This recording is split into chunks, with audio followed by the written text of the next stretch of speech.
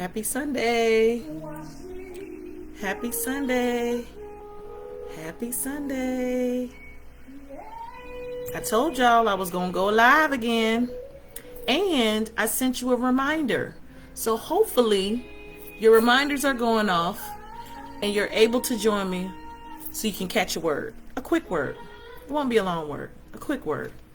But it's a word. I'm telling you. It blessed my life. I'm going to give everyone a chance to get in the room. Get in the room. Come on in the room. Come on in the room. Come on in the room. I do not own rights to this song. This is Tamala Mann singing a remake of Change Me. Isn't that what we want God to do right now for us? Is to change us. Change me. Just transform me. Let me not even recognize me. Isn't that a pearl? Let me not even recognize the old me. I want to see the new me.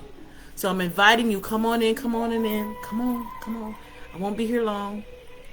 I want to share a quick word for you on this Sunday afternoon. Yes, you might be sitting down for dinner or preparing dinner. Just let it play so you can catch this word today. And not only do I want you to catch the word, I want you to also share the word. I had testimonies today and last night of people that have heard the word, and God has used the word to really change their perspective, change their hearts, change even their minds about some things. And so we know God is doing something through the willing. And since we are willing, he's going to continue to do something and speak a word to us. And so today's word is friends that carry. So in this walk, okay, these are still lessons that I'm learning in this season.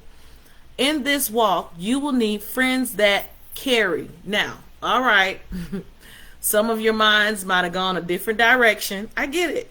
Oh, I got friends that carry. I'm a friend that carries, right? Now, I'm not saying you'll need those kind of friends either. But what I'm saying is you need friends that carry or handle the truth and burden of your calling. I'm going to say that again. In this season, especially in 2024, when God is going to add more to all of our lives, right? You're going to need friends that can carry or handle the truth and the burden of your calling. Now, when I say burden, please do not translate that to mean you need friends that can handle the burdens that you give them. No, that's not what I'm saying. And you should not be unloading your burdens onto other people. We should cast all our cares on him, on Jesus, because he cares for us and he can hold those burdens, right? Your friends are not equipped to hold your burdens. What I said is the burden or the truth of your calling. So that means you might have to allow the Holy Spirit to be very selective with your circle in this season. What do you mean? All of us have a perimeter of friends. That's what I'm going to call them. We have a perimeter of friends. We have inner circle friends. We have outer circle friends. And then we have kind of expansive circle friends, right? And those friends out here, those are kind of like our Facebook friends, right? We don't talk to them every day. Well, y'all talk to me. Well, I talk to y'all every day. You know what I'm saying? But those people don't really know all your inner thoughts, what you're going through all the time. They just kind of check in with you. Those are our check-in friends, right? Those expansive circle friends. The outer circle friends, they're a little bit closer. Maybe those are people that you see on a daily basis. You all attend the same football, basketball games. You work together. You go to church together. Whatever the case may be, you're in a community. You consider that outer circle is your community, right? Expansive circle is kind of globally, we talk here and there, but we're not connected in that way, all the way, okay? They know me, I know them, we're cool, we're good. That's what we can coin that. We're good friends. We're good. Yeah, I know who that is. We're good.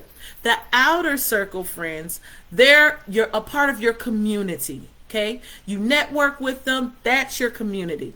That inner circle, though, Those are the people that are connected directly to you for a specific season and reason. I'm pretty sure I've said this before, or you've heard it before.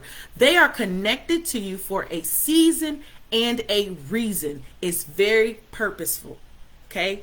Many of us are pulling people from our outer circle or expansive circle into our inner circle. And we really got to ask God, is that what he's calling us to do in this season? Or those people might have been in our inner circle in previous seasons. You need to ask God to check your inner circle again, because are they supposed to be with you in this season? Can they carry or handle the truth or burden of your calling? And why do I keep calling it a burden? Because for the one that is holding it, okay, holding that mantle, it feels like a burden, right? It does. It feels heavy. The weight sometimes feel heavy when you're carrying a mantle. The Lord has a calling on you, and he has purposed you to do certain things. And because of that, you want to go here and do this, and you can't. You want to say this and say that, but you can't. You want to think this and think that, but you can't. And all of a sudden, it does kind of restrict you from doing whatever you want to do. Okay? And that could be a heaviness, right? It's a good heavy, but it can be a heaviness. It's weighting you down, meaning keeping you stable and immovable. I can't just go here and do that. I can't just do that. Okay, I've got to consult to a higher calling. So I can't just go willy-nilly and do whatever I want to do and say what I want to say. So you need people in that inner circle that are directly connected to your purpose in this season for a specific reason. So let me give you some text. Oh, before that, I wanted to share, everybody can't go with you. You've heard that before, right? Everybody can't go with you. That phrase is true. Indeed, it is true. Everybody can't go with you to whatever your next level is, but not for the reason that we normally talk about it. People can't go with you because sometimes they're not equipped or built to carry that truth for you. In certain seasons, you need people that are going to cover you in prayer, that are going to cover you, that are not going to leave you exposed, right? Leave you in your nakedness exposed. No, they're going to cover you in prayer.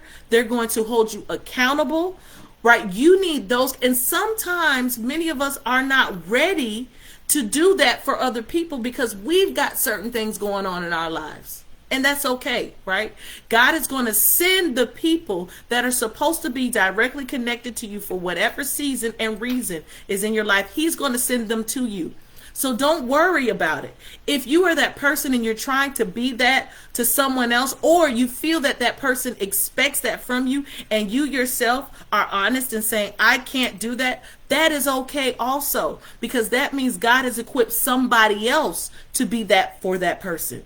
It's okay that it's not you. Okay, it's no need to get jealous. It's no need to hold bitterness in your heart or even feel guilty. No, release that guilt. That is off of you. God has particular and specific people to it in walking in purpose to assist and help a particular purpose in their calling, a person in their calling. So let me give you some word. So Mark 2, I'm gonna give you two different examples, right, of this inner circle kind of crew.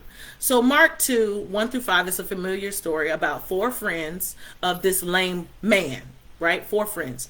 And we all know the story. The friends knew this man's condition, that he was lame. He couldn't move. They heard Jesus is coming to town. And so what did they do? They said, hey, get on up. Well, you can't get up, but we gonna carry you.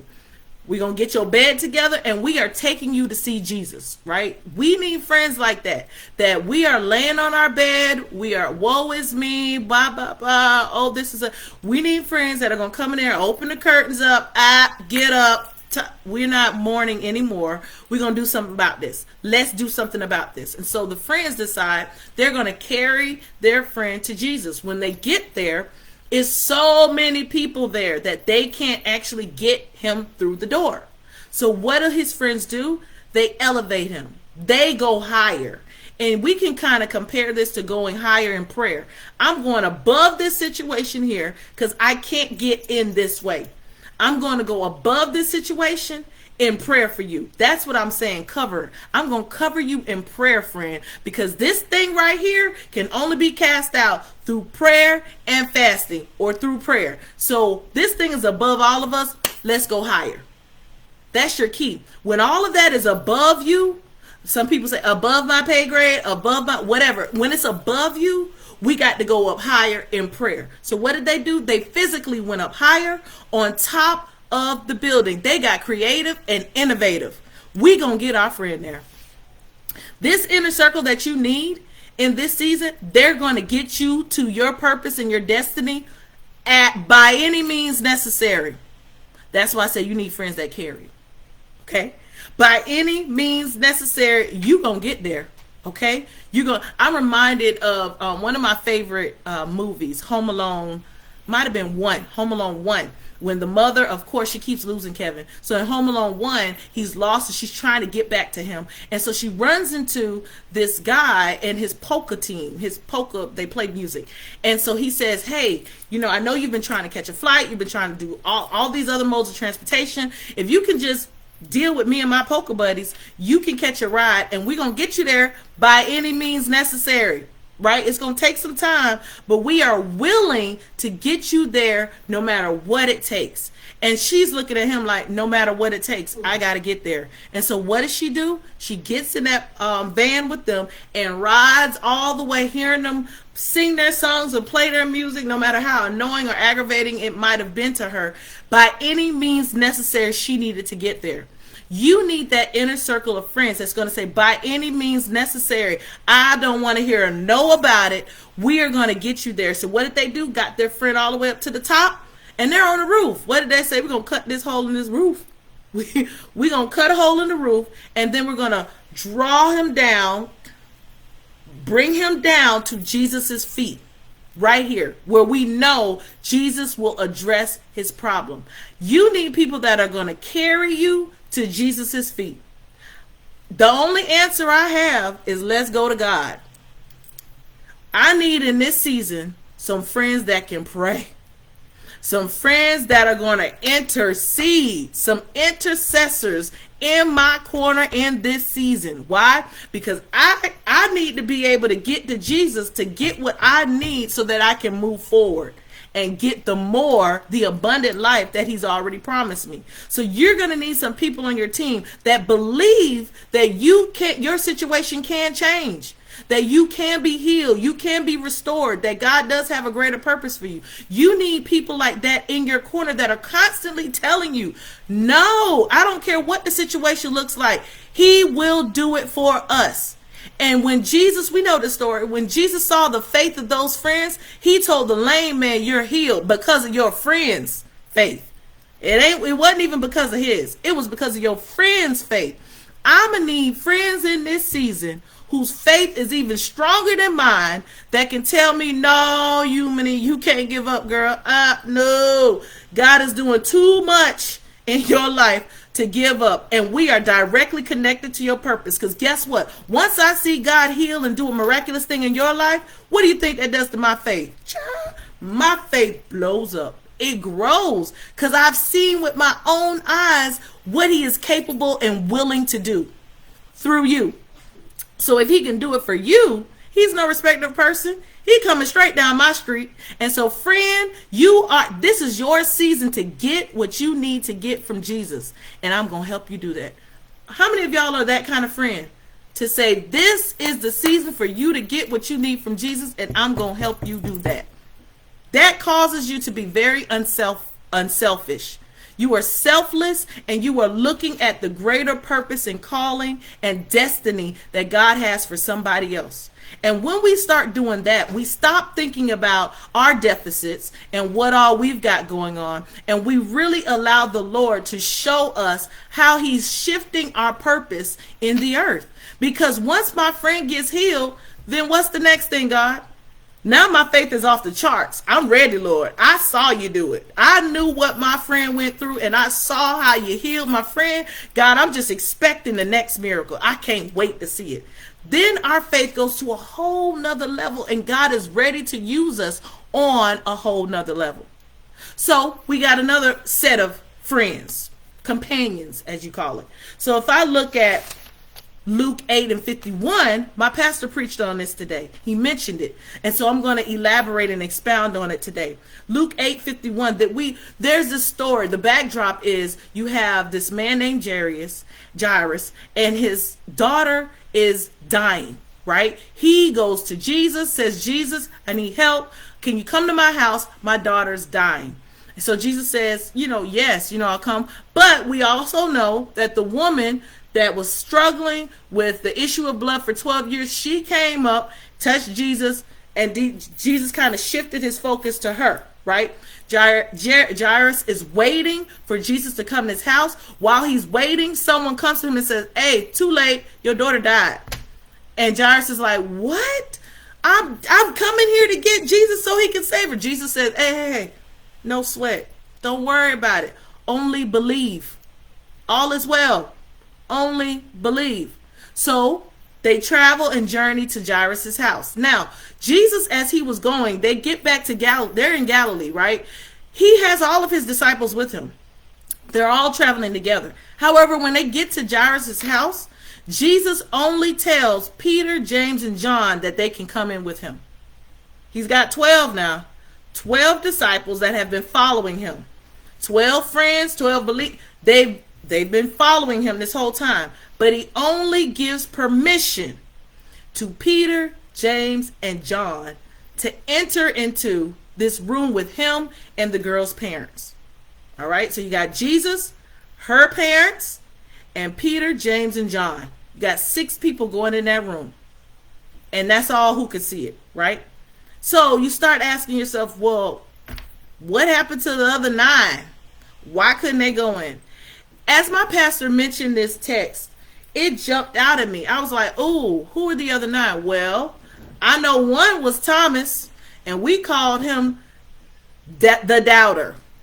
Okay, Thomas had a great heart, but we know Thomas's testimony after Jesus has died, and they called him the twin. He had an actual twin, but he also had a twin nature. Thomas was a believer, but then he was a doubter, always. Everybody knew this about him, okay? I believe, but then what about? Okay, so after Jesus died, we know Thomas said, I ain't going to believe it till I touch the nail prints in his hand and see the piercing into, I don't believe it, right? How many of you know you can't have doubters on your team? When you trying to resurrect and raise something that's dead, you can't have people on your team that don't believe it can be raised. All right. So those people may have to take a back seat. They might have to become a part of my outer circle for this situation. So that's what I'm saying. They can still be a part of your inner circle, but in certain situations and circumstances and moves of God, they might not make it to the inner circle. It's okay though. We still cool. We still good. However, I need certain people that have been purposed to connect with me in this season for this reason. I got to do it. I need that, right? And so Thomas couldn't go. We also know Judas was with him. I don't even need to tell you why Judas didn't need to walk up in there. Okay. All right. These 3, Peter, James, and John, were also with Jesus at his transfiguration. They were also in the Garden of Gethsemane right before Jesus was crucified. They have been the ones selected to kind of carry and handle the truth of Jesus's being, the truth of his purpose here on earth. They have been entrusted to carry and handle his truth. It wasn't for everybody to know. It wasn't. If we look at Peter, we know Peter testified that you are the Son of God. Jesus said, who told you that? Only the Holy Spirit could have told you that. He said, and guess what? On that confession, I will build my church, and the gates of hell shall not prevail against it. So we know who Peter was, right? Peter wasn't perfect. We know his testimony. But he also was one of those ride or die. I'm going to die with you, Jesus. Okay, he chopped the man's ear off. Hey, he tried to come against you. Okay, Peter's one of them ride or dies. I believe in who you are and that you are the Son of God and that God is using you in a mighty way. Then we had the 2 brothers, James and John. They're brothers, son of Zebedee.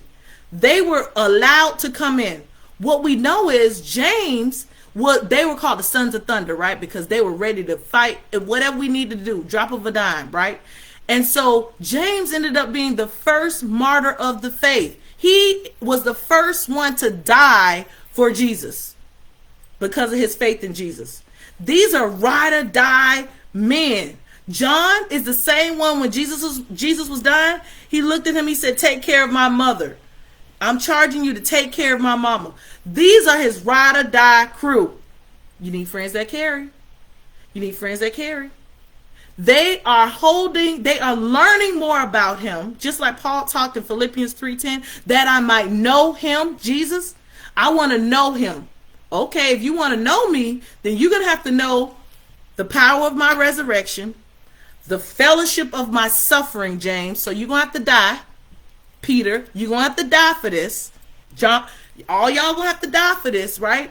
You're going to have to know that, and being made transformed even unto death. I need you to know all of me. So they themselves had a greater purpose and calling. Greater purpose and calling. And he needed to connect them to his purpose so that they understood their purpose. That's these inner circle friends, where I not only allow you to pour into me, I am purposed to pour back into you. That's this inner circle of friends. And notice, it was not 12 of them. It was only 3. So that circle gets smaller and smaller and smaller when the power of God is about to unlock.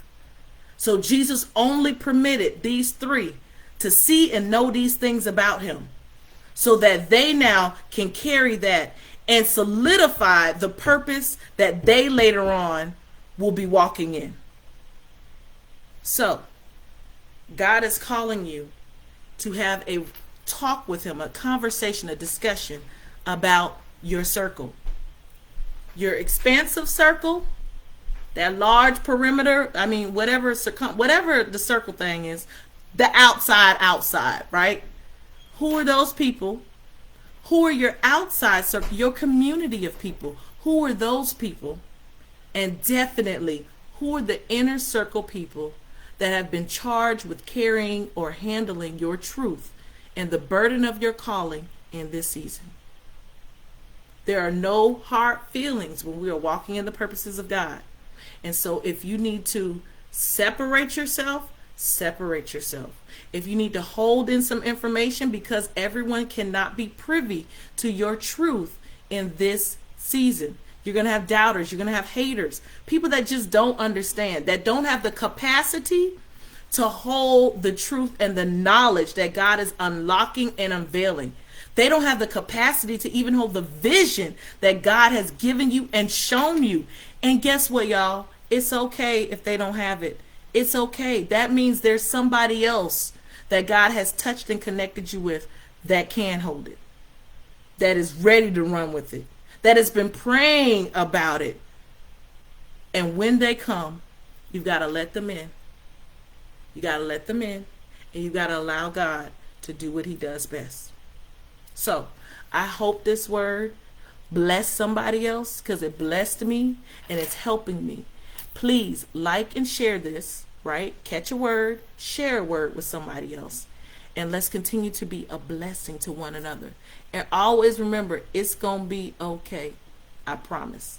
Even if we've got to cut some things off, cut some ties, or separate ourselves even temporarily, it's going to be okay. Why? Because all things work together for good to them who love the Lord and are called according to his purpose.